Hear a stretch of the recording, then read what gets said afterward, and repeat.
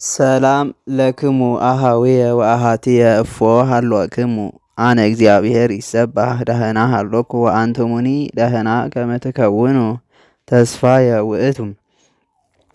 እሺ ሰላም እቲ ልዑል እግዚአብሔር ምስኻትኩም ይኹን። ክቡራትን ክቡራንን ተኸታተልቲ ቋንቋ ግዕዝ ከመይ ኣለኹም? ብወገነይ ጽቡቕ ኣለኹ እምበኣርከስ ናብቲ ሎሚ ዘደለናዮ መደብ ክንሰግር ምሳና ጽንሑ። ንሎሚ ብዛዕባ ክፍላተ ኣካላት ደቂ ሰባት ወይ ከዓ ክፍላተ ኣካላትና ብግዕዝ እንታይ ከም ዝበሃሉ ካብ ፀጉሪ ርእስና ክሳብ ፅፍሪ እግርና ክንርኢ ኢና። ሰናይ ምክትታል። ስዕርት ፀጉሪ፣ ስዕርታት ፀጉርታት፣ ርእስ ርእሲ፣ ኣርእስት ኣርእስታት ወይ ከዓ ኣራእስ፣ ድማህ መንበስበስታ ድማሃት መንበስበስታታት፣ ገጽ ገጽ ገጻት ገጻት ብግዕዝ ክኸውን ከሎ ገጽ ዝብል ዘሎ ገጽ ኢላ ትጠብቐላ ማለት እዩ። ብትግርኛ ገጽ ክኸውን ከሎ ግዕዝ ከዓ ኣፈላላዩ ስለ ዝጠብቕ እዩ። ብግዕዝ ይጠብቕ ብትግርኛ ከዓ ላሕሊሑ ስለ ዝንበብ እዩ። ገጽ ክብል ከሎ ብትግርኛ ከዓ ገጽ ይብል ስለ ዘሎ ማለት እዩ። ፍጽሚ ግንባር ወይ ከዓ ገንበር እውን ይበሃል እዩ። ፍጽማት ግንባራት፣ ቅርንብ ቅርኒብ ቅርንብ ቅርኒባት ቀራንብት ቀራንብት ቅርኒባት ማለት እዩ። ብግዕዝ ቀራንብት ክኸውን ከሎ ብትግርኛ ከዓ ቅርኒባት። ዓይን ዓይኒ ኣእየንት ኣዒንቲ ሰላም ለኣዕይንቲከ ሰላም ለኣዕይንቲኪ ከም ዝብል ማለት እዩ። ብንት ብልየን ብልየን ዓይኒ ማለት እዩ። ብንታት ብልየናት። እዝን እዝኒ ሰላም ለኣእዛኒከ ሰላም ለኣእዛኒኪ ከም ዝብል እዝኒ ኣእዛን። መልታይት ምዕጉርቲ ሰላም ለመላትይከ ከም ዝብል ሰላም ለመላትይቺ ከም ዝብል መላትህ ምዕጉርትታት ብብዙሕ ክኸውን ከሎ እዚ ከዓ ማለት እዩ። ኣንፍ ኣፍንጫ ሰላም ለኣይናፊከ ከም ዝብል ኣእናፍ ማለት ኣፍንጫታት። ኣፍ ኣፍ ሰላም ለኣፉከ ከም ዝብል ኣፈው ኣፋት። ስን ስኒ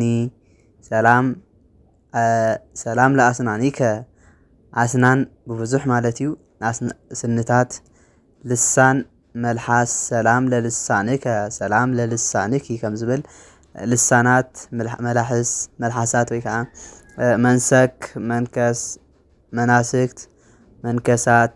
ቃል ቃል ቃላት ቃላት ሰላም ለቃልከ ከም ዝብል እስትንፋስ ትንፋስ እስትንፋሳት ትንፋሳት ብዙሕ ሰላም ለእስትንፋስከ እስትንፋሰላይ ምዉቅ ከም ዝብል እዚ እውን ጉርኤ ጎሮሮ ጎራኢ ጎሮሮታት ሰላም ለጉርኤከ ከም ዝብል እዚ እውን ክሳድ ክሳድ ክሳውድ ክሳውድ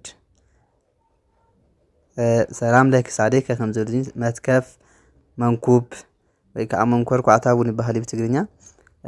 መታክፍት መንኩባት ሰላም ለመትከፍትከ ከም ዝብል እዚ እውን ዘባን ዝባን ዘባናት ዝባናት ሰላም ለዝባንከ ከም ዝብል ሃውቄ ሕቆ ሃውቄያት ሃውቄታት ሰላም ለሃውቄከ ከም ዝብል እዚ እውን ገቦ ጎድኒ ገቦባት ጎድንታት ሰላም ለገቦከ ከም ዝብል እዚ እውን እንግዳኣ ኣፍልቢ እንግዳኣት ኣፍልብታት ሰላም ለእንግዳኣከ ሰላም ለእንግዳኣኪ ከም ዝብል እዚ እውን ልብ ልቢ ኣልባብ ልብታት ሰላም ለልብከ ሰላም ለልብቺ ክብል ከሎ እዚ እውን ህፅ ህቕፎ ወይ ከዓ ትሽትች ህፅናት ሕቕፎታት ህምብርት ሕምብርቲ ህምብርታት ሕምብርትታት ሰላም ለህንብርትከ ከም ዝብል እዚ እውን ከርስ ከብዲ ከርሳት ከብድታት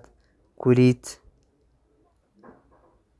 ኩሊት ኩሊት ኩልያት ከዓ ብብዙሕ ኮላሊት ንምባል ማእው ኣምኡት ኣማኡት ኣምዑት ንዋየ ውስጥ ናውቲ ከብዲ ሰላም ለንዋየ ውስጥከ ከም ዝብል እዚ ከዓ ንዋያተ ውስጥ ከዓ ናውትታት ከብዲ በዓል ከሽዐ ምናምን ክኸውን ኣለዉ ማለት እዩ። እዚ ከዓ ንዋየ ውስጥ ክብል ከሎ ናይ ከብድና ኣቑሑት ናይ ከብድና ናውትታት ንምባል ደልዩ ኢድ ሰላም ለአእዳዊከ ከም ዝብል ኣእዳው ብብዙሕ ክኸውን ከሎ ኣእዳው ይብል ብግእዝ እውን ብትግርኛ እውን ኣእዳው እዩ ዝበሃል። ሰላም ለአእዳዊከ ከም ዝብል መዝራእት ቅልጽም መዛርእ ቅልጽማት ሰላም ለመዝራእትከ ከም ዝብል ኩርናኣት ኮራንእ ሰላም ለኩርናእከ ኩርናእ ክቡድ ኣንበሳ ከም ዝብል እዚ እውን እራህ ጻዕዳ ኢድ እራሃት ማእከል ኣእዳው ኣጽባይት ኣጻብዕቲ ንብዙሓት እዩ። እዚ ከዓ ረቢ ሰገደ በመንፈቀ ሌሊት ለረቢ ኣኮኑ ኣጽባይት እምነ ኣጽባይት ይኣቢ ከም ዝበሃል ማለት እዩ። እዚ እንታይ ማለት እዩ? ናይ ኒቆዲሞስ ቅኔ ናይ ኣበብ ቅኔ እዚ ረቢ ናይ ኒቆዲሞስ ናብ ጎይታ ኢየሱስ ክርስቶስ ከይዱ ክሰግድ ተሎ ናቱ ዘመልክት ቅኔ እዩ። ረቢ ሰገደ በመንፈቀ ሌሊት ረቢ ንመምህር ሰጊዱ ኣብ ፍርቂ ለይቲ ንመምህር ሰጊዱ ኒቆዲሞስ ናይ ቡሉይ መምህር ከም ዝነበረ ካብኡ ከዓ ናብ ክርስቶስ ከይዱ ከም ዝሰገደ ዘርኢ ኮይኑ ኣኮኑ ኣጽባይት እምነ ኣጽባይት ይኣቢ ረቢ ሰገደ በመንፈቀ ሌሊት ለረቢ ኣኮኑ ኣጽባይት እምነ ኣጽባይት ይኣቢ ኣጻብዕቲ ካብ ኣጻብዕቲ ከም ዝዓቢ መምህር እውን ካብ መምህር ይዓቢ እዩ እሞ ንምባል እዚ ናይ ኣቦታት ቅኔ እያ እዚኣ።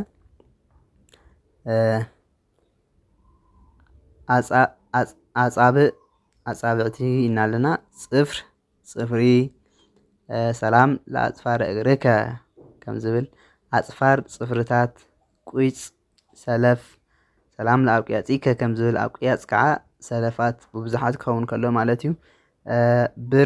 ብርኪ ሰላም ለአብራኪከ ክብል ከሎ ከዓ ኣብራኽ ብዙሓት ኣብራክ ማለት ብግእዝ ክኸውን ከሎ ብትግርኛ ከዓ ኣብራኽ ከም ዝበሃል ማለት እዩ። ሰላም ለአብራኪከ ይብል ብግእዝ ከዓ እግሪ ኣእጋር ሰላም ለአእጋሪከ ሰላም ለአእጋሪኪ ከም ዝብል ሰኮና ሸኮና ሰኳንው ሸኮናታት ሰላም ለሰኮናከ ከም ዝብል እዚ እውን መከየድ ከብዲ እግርታት እውን መከየድ እዩ ዝብል ብሓደን ብብዙሕን ይጠቕመና እዚ ማለት እዩ። መከየድ ኢልና ቆም ቁመናት ወይ ከዓ ቁመት ቆማት ቁመናታት ሰላም ለቆምከ ከም ዝብል